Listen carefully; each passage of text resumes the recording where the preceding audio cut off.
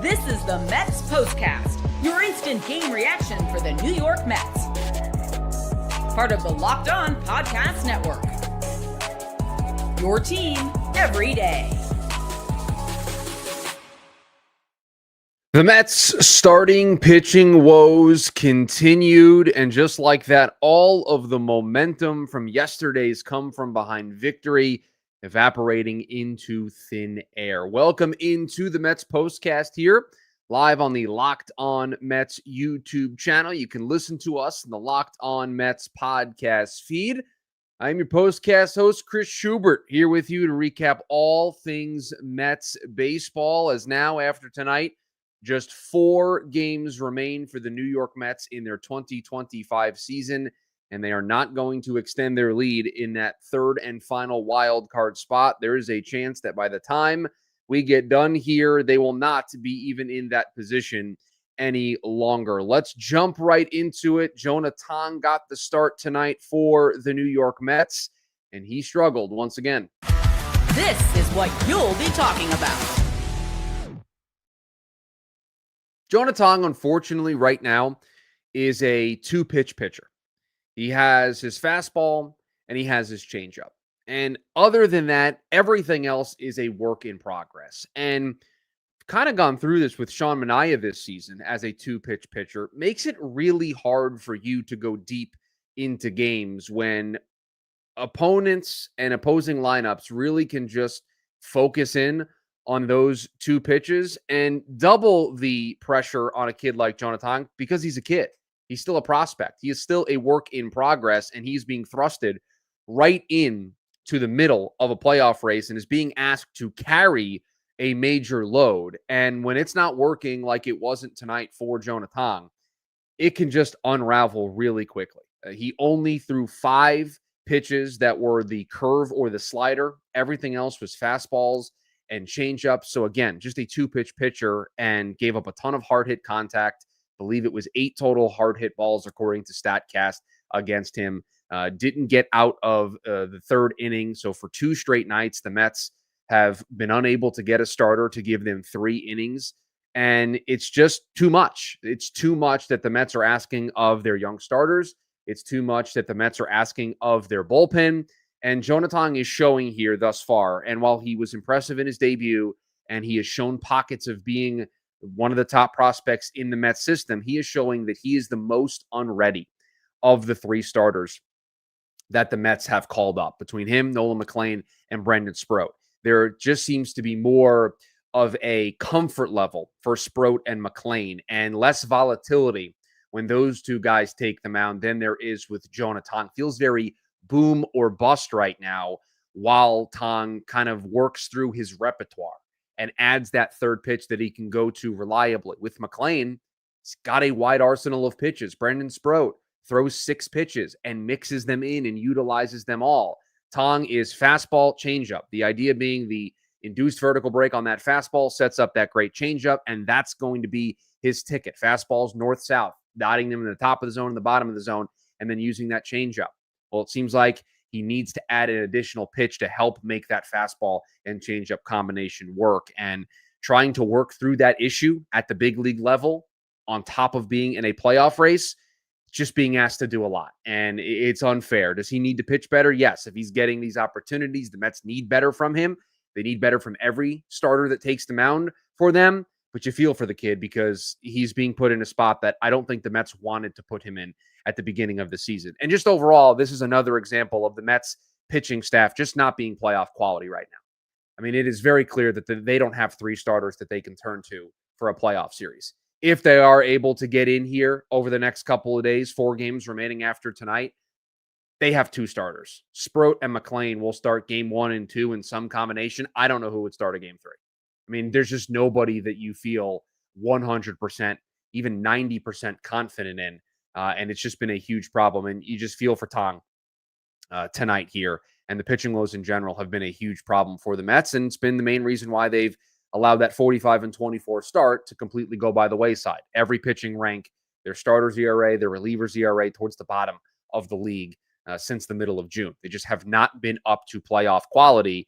And it's no surprise that in the most important week of the year, the last two nights, David Peterson gave the Mets what he gave them.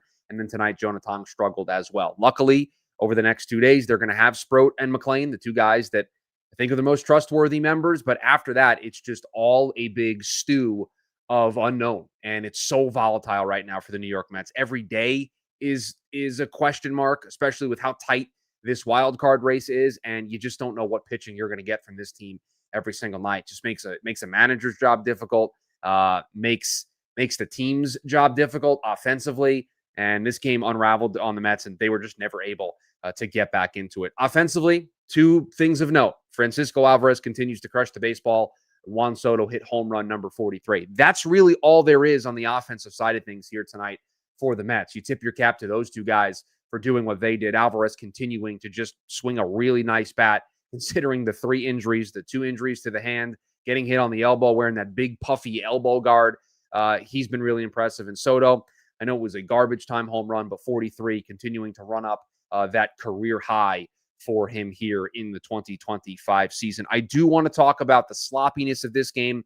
The Mets had a rough day at the office when it came to their defense, one player in particular, and it was a weird night for Carlos Mendoza, and we gave him all the praise in the world yesterday for the job that he did in that game. I thought he managed his tail off in the game yesterday to get the Mets to win tonight. A little bit of a different story, so I want to touch on that and also get into the stuff to keep an eye on. We will get to all of it here on the other side. Guys, you've probably heard of Viagra or Cialis. Maybe you've even tried them. But if you're looking for something beyond the usual pill, it's time to meet Rugiet's Go Long. That's exactly where Rugiet's Go Long comes in. This isn't just another ED pill. It's a total game changer for confidence. Go Long combines 2 doctor-trusted medications in one dual-action formula so you can get hard and go the distance. The process is simple. Connect with a board-certified doctor 100% online, and if prescribed, your treatment ships discreetly right to your door. If prescribed, right to your door. Ready to level up your confidence in the bedroom? Head to rugiet.com and use the promo code LOCKEDONMLB for 15% off your first order. That's rugiet.com, promo code LOCKEDONMLB. Make sure to use our code so they know that we sent you. Nothing like catching a baseball game live, the energy, the crowd, the chance to see your team in person. But actually getting your hands on those tickets, well, that's the tough part. Queues, login screens, surprise fees, takes all the fun out of it. That's why I use Gametime, the app that gives advantage back to you, the fans. Gametime, fast, easy, and backed by the Gametime guarantee. You'll always get 100% authentic tickets delivered on time and at the best price. Plus, all the fees are included, so the price you see is the price you pay. My favorite feature, the seat view. The app makes it super simple. You click on a section, you're going to get the exact view from your seat before buying. The fees included. You're going to know your total upfront, no surprise fees when you get to the checkout screen. The zone deals, pick a section, Gametime picks the seats, and you save big. Download the Gametime app, create an account, and use the code LOCKEDONMLB for $20 off your first purchase. Terms apply. Again, that's promo code LOCKEDONMLB for $20 off. Swipe, tap, ticket, go. Download Gametime today. NFL season is here. Thursday night football tomorrow night. FanDuel making sure you're ready for kickoff with a can't-miss offer. Right now, new customers, if you bet just $5 and your bet wins, $300 in bonus bets to use across the app. You can use it for player props. You can use it for building those same-game parlays. You want to jump in live as the action unfolds. Makes every game more exciting, quick, easy, and the best way to add a little more energy to Sundays, Thursdays, Mondays. So are you ready to play? Download the FanDuel app now by visiting FanDuel.com to get started. That's FanDuel.com to place your first $5 bet. Back here, Mets Postcast, Locked On Mets YouTube channel, the Locked On Mets podcast feed. Chris Schubert here with you, recapping. I don't even know if I said the score at all in the open or in the first block of the postcast. 10-3, the Mets blown out by the Chicago Cubs. Completely uncompetitive in this one, especially after all of the momentum we thought that they built from last night's game. the comeback win, their largest comeback of the season, the big moment with Francisco Alvarez, and nothing. Zero follow-up to that whatsoever. And once again, a central theme for this team, the sloppiness. I mean, defensively, they've just had way too many lapses this year. And again, in the interest of fairness, I know last night on the postcast, we said, listen, with that lineup, they're throwing caution to the wind, right? They had Nimmo in center field. They put Marte out in left. We admitted this team was playing a more offensive-minded game. They were saying our defense is going to be probably below average. We know we're not fielding our best defensive unit. We want to go for offense. We need to be able to score runs. So I get that they have been doing that, but the sloppiness of Vientos first making that error trying to throw out PCA at first base, that allowed a run to score. And then PCA gets the second, a wild pitch. He goes to take off for third, and everybody's asleep at the wheel. Vientos is asleep at third base. Alvarez is sleeping behind the plate. Clay Holmes is sleeping on the mound, and they allow Pete Crow Armstrong to go from second all the way to home on a pass ball wild pitch. And I'm sorry, I know one play doesn't encapsulate an entire season. That is a play that tells you this team doesn't deserve to be in the playoffs. Like that play specifically sums up what this team has been doing basically since the middle of June. If you're playing crisp, if you're playing sharp, if you are so locked in, you don't make mistakes like that. They had two in that inning, and that play in particular, allowing Pete Crow Armstrong, who clearly has not gotten over the Mets trading him, hitting the Mets with they were asleep at the wheel. And they certainly were. So it was absolutely deserved from Pete Crow Armstrong, but you can tell still a little upset that he was traded for Javier Baez all that time ago. It was a weird night for Carlos Mendoza, piggybacking off of the error by Vientos. Weird to see him at third base. I mean, I know, again, caution to the wind, going for offense, lefty on the mound, so we're just not allowed to play Brett Beatty. That's apparently against the rules of playing for the New York Mets and being a fan of the New York Mets and managing the New York Mets. You're not allowed to play Brett Beatty against left-handed pitching, just apparently not allowed. He should be in there. You got to play your best nine offensively. Brett Beatty is one of your best nine. You have to figure out a way, and if that means Starling Marte sits, then that means Starling Marte sits. If that means Mark Vientos sits because you think Marte is going to give you better at-bats, that's fine. But Brett Beatty not being in there because there's a lefty starting on the mound at this time of year, I think is just inexcusable. You have to play your best nine, the best nine hitters you have, and Brett Beatty, at least up to this point, has been one of the best nine that the Mets have at this point of the season. And so all the good last night from this team, all the good we felt from the way they played, the way they battled back, the way they managed, the way Carlos Mendoza managed that game, complete opposite. Using Holmes and Minaya, I didn't mind using Holmes. The game at that point is 6-2, so it's still within striking distance. You came back from a 5-run deficit last night, so I can understand wanting to keep it close. I don't get using Sean Manaea in the spot that they did. And I know Ryan put out a tweet on his Twitter account saying that probably this is the bullpen side day for these guys. And so they're just doing that here live in a game. But in the case of Holmes and Manaea, they are confidence pitchers. They need confidence if they're going to make a start. I think their spot comes up on Saturday in Miami. If they're going to make that start, you want them to feel confident. And I don't think Sean Manaea feels confident after serving up a 2-run homer in tonight's game. So just felt weird to me to utilize him. The stuff to keep an eye on, Tyrone Taylor back. I wish the play mattered more than it did in the moment. I wish it would have been something that we can look back on as a key moment in the game, a turning point, if you will. But already showed that he's the best option for this team out there in center field with the play at the plate, the 8-2 putout early on in this game, keeping the Cubs off the board early on in that first inning, helping Jonah Tong out there early in that one. Jose Siri was the move, DFA'd to make room for Tyrone Taylor. I wish it would have worked out better for Jose Siri, but the injury earlier in the year, him coming back, just not being productive, teams under a roster crunch, and unfortunately, he was the name that was drawn out of the hat. Kodai Senga, his latest side work, bullpen work was, I've never heard this before, but it was classified by Carlos Mendoza as just okay, which is not the most ringing endorsement from the manager, and that tells me Kodai Senga is not going to be participating for the New York Mets the rest of the season. He's not going to be called up here in the next couple of days to help them. He will not be on any postseason roster if they are to get there. Kodai Senga is done helping the 2025 New York Mets. This is now a 2026 issue. They are now working towards the future.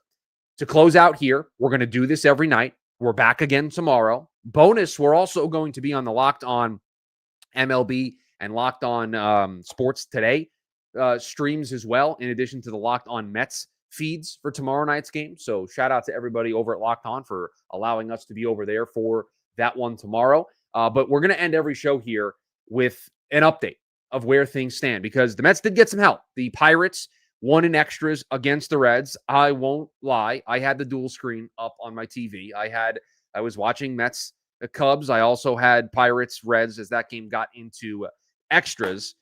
So the Pirates win. So it means the Reds will not gain any ground on the Mets tonight.